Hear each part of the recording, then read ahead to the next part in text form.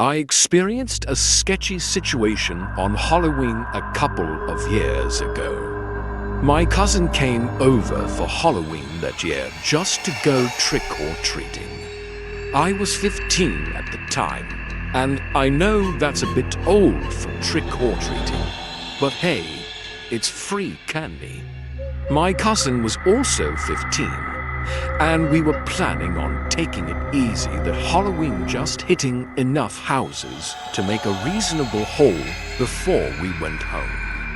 My friend and his younger brother went with us, but we eventually went our separate ways. It was pretty busy, and there were a lot of kids at every house with decorations up.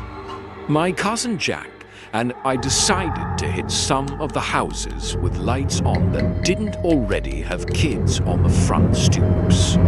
Lots of houses we had already hit with no decorations up, but lights on still had people inside ready to deliver candy to trick-or-treaters. But all the other kids I know were targeting the heavily decorated houses. We ended up getting through like 4 houses in a minute because there were no lineups. The next house in the line wasn't decorated at all, but there was a light on, so we thought we'd give it a shot. We knocked on the door, and immediately an older man opened it. He opened it completely, which revealed 5 other guys just standing there. They were much younger than the older man who opened the door. I'm guessing they were in their late 30s, while the older man who opened the door was in his early 50s. He held out a bowl of candy, then reached in, grabbed some, and put it in each of our bags. The older man asked Jack what his name was, and Jack responded with a fake name. Jack said bye before the older man could say anything else. We walked off the front stoop, and alarms immediately started going off in my head. Jack seemed alarmed as well, and we started talking about how sketchy that was. Why were there 6 guys right there when we opened the door? Why were they all acting so strange? Those were the questions floating around in my head. Jack and I were a little spooked because of how weird that was. We went to 2 more houses and then started walking back to my house. Jack and I glanced back at that house and saw a car pulling out of the driveway. The car drove up in the direction we were walking and started slowing down right next to us. The roads were clear, and all the trick-or-treaters were on the sidewalks, so there should have been no reason for the car to slow down right next to us. We picked up the pace a bit, and that's when another car sped up behind them, eventually beginning to go the same pace as the first car. I recognized the guy driving the first car and the guy driving the second car. The guy driving the first car was the older guy who gave us the candy, and the driver in the second car was one of the 5 guys who had been standing there suspiciously. There was also somebody in the passenger seat of the first car, but all I could see was the silhouette of the person. When Jack and I were 2 houses away from my house, we saw the first car park right across the street from my house. We didn't even see where the second car went. We just bolted back inside my house. Our parents, who were sitting in the living room talking, asked us what was wrong. We told them the whole story, and when we finished, we went to the window to check if the car was still parked across the street, and it was. But 5 seconds after I checked, it drove off. It had probably been parked there for the 5 minutes since we went inside my house. My mom and Jack's mom wanted Jack, and me to go show how Dad's the house where all those guys were. But eventually, our parents calmed us down and told us it was just a Halloween gag or something. Though, I have my own theory on what was going on. The reason why there were 6 guys in the main doorway was because when a lone trick-or-treater or a group of much younger trick-or-treaters came to the door, they were looking to jump or snatch them. But when they saw that Jack and I were teenagers and literally the same height as them, they decided to play it cool, even though they still looked sketchy. And why they were following us in their cars, we will never know. But when the night ended and everyone was off to bed, I realized the house is only 1 block from my house. This was many years ago. My old buddy Anthony and I were getting into our costumes to go trick-or-treating. We started going house to house, just like a normal Halloween night. Eventually, we reached the older part of our neighborhood, where our parents had warned us not to go because we were only 12 years old and unfamiliar with the area. We walked up to the first house, and a nice lady opened the door, giving us big Hershey bars. After that, while we were walking to the second house in this part of the neighborhood, a random guy came screaming and running toward us down the street. He appeared out of nowhere from behind a church. We thought it was just a Halloween prank, like anyone would, so we stood there laughing. But as soon as he reached us, he tried to snatch the pillowcase full of candy out of my hands. My buddy Anthony immediately started hitting him with his pillowcase. By the time we reached this old part of the neighborhood, we had accumulated a lot of candy, so being hit with that pillowcase surely had to hurt. Anthony kept hitting him until he let go of the pillowcase and ran away. We thought that was the end of it until we began walking back, extremely shocked and confused. I called my mom and asked if she could pick us up, as we were far from home, and the experience had shaken us.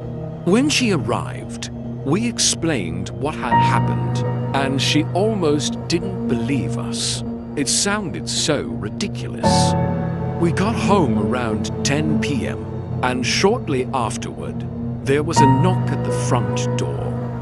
My dad assumed it was just a late-night trick-or-treater, so he went to answer it. Standing there was a man in a jumpsuit wearing a Michael Myers mask. My dad was confused because this man looked like an adult, not a kid or a teenager. Either way, my dad gave him candy without saying much. But while Anthony and I were sitting on the couch, we noticed him staring at us, his masked face aimed directly at us in the living room. I felt slightly unsettled, waiting for him to just turn and leave. My dad eventually closed the door when the man wouldn't walk away. Fast forward to around 1 a.m., and we were about to go to bed. As we headed upstairs, we heard a knock at the door. There was no way I was opening it at that hour. I went to tell my dad, who told us to ignore it. Anthony and I went up to my room and turned on a movie. At some point, Anthony thought he heard something outside and told me to mute the TV. When I did, I heard it too, the sound of leaves crunching in the backyard. I looked outside and saw the man in the Michael Myers costume swinging on our backyard swing, staring into my bedroom window. I felt my heart jump into my throat, It was like he was recreating a scene from a horror movie just to terrify us. I ran into my dad's room and told him that the man was in our backyard. He looked outside but didn't see anyone. Then we heard a knock at the back door. My dad went downstairs to check, but no one was there. This man seemed to be toying with us, harassing us to scare us. Suddenly, I heard my mom scream from another room. Anthony, my dad, and I ran upstairs to find the man standing at the foot of her bed, staring at her. My dad told us to run and call the police. We grabbed the nearest phone and dialed 911, explaining that a man in a Michael Myers costume had broken into our house. The operator asked if everyone was all right. I told her he was upstairs with my dad, but we needed help immediately. She advised me to stay on the line and said police were en route. From upstairs, we heard my dad screaming, followed by the sound of a sliding window opening. We ran back up to find my mom and dad on the floor, my mom crying and my dad's nose bleeding. My dad said the man had jumped out through the window. When the police arrived, we told them everything.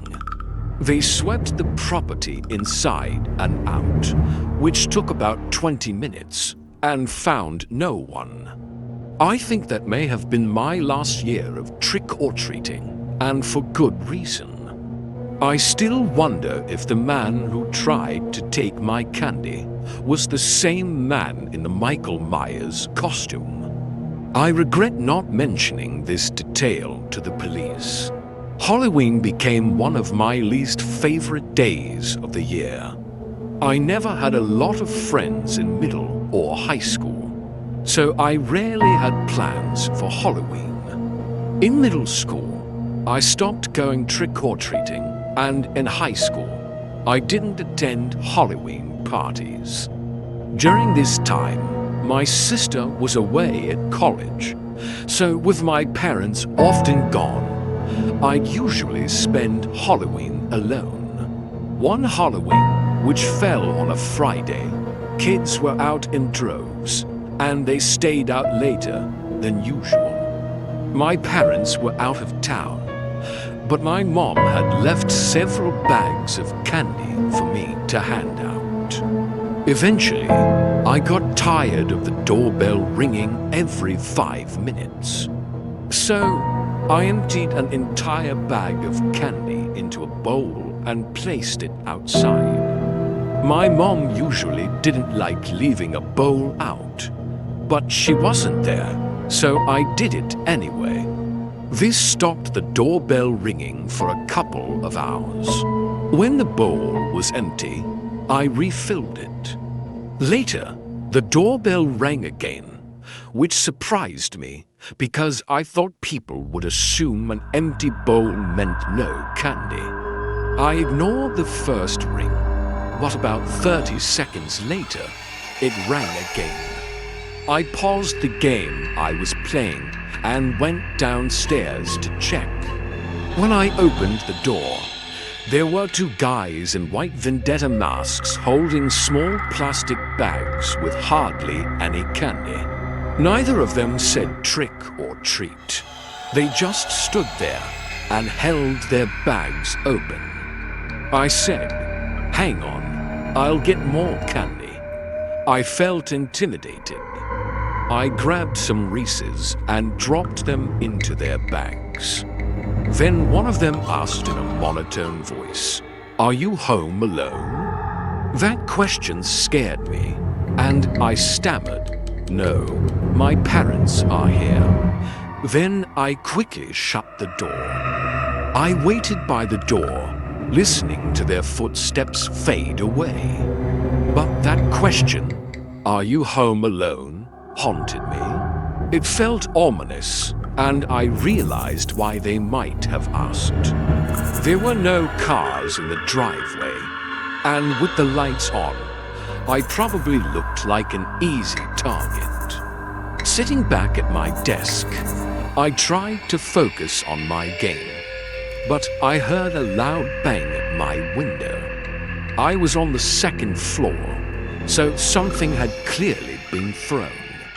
I turned off my computer screen and desk lamp to darken the room. Looking out the window, I couldn't see anything due to the darkness, but then another object hit the window.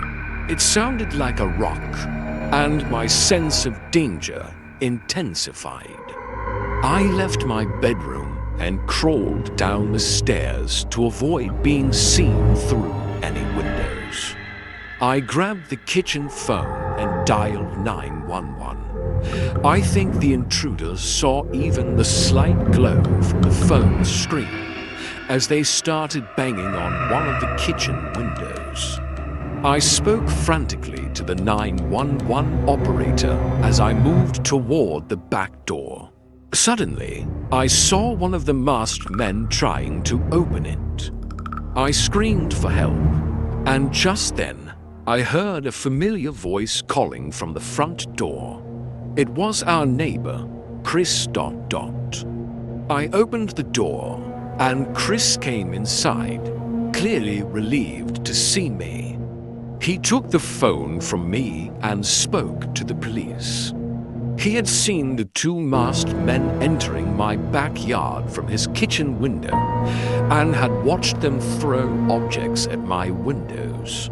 By the time the police arrived, the two men were gone. Chris invited me to sleep over at his place that night, just to be safe.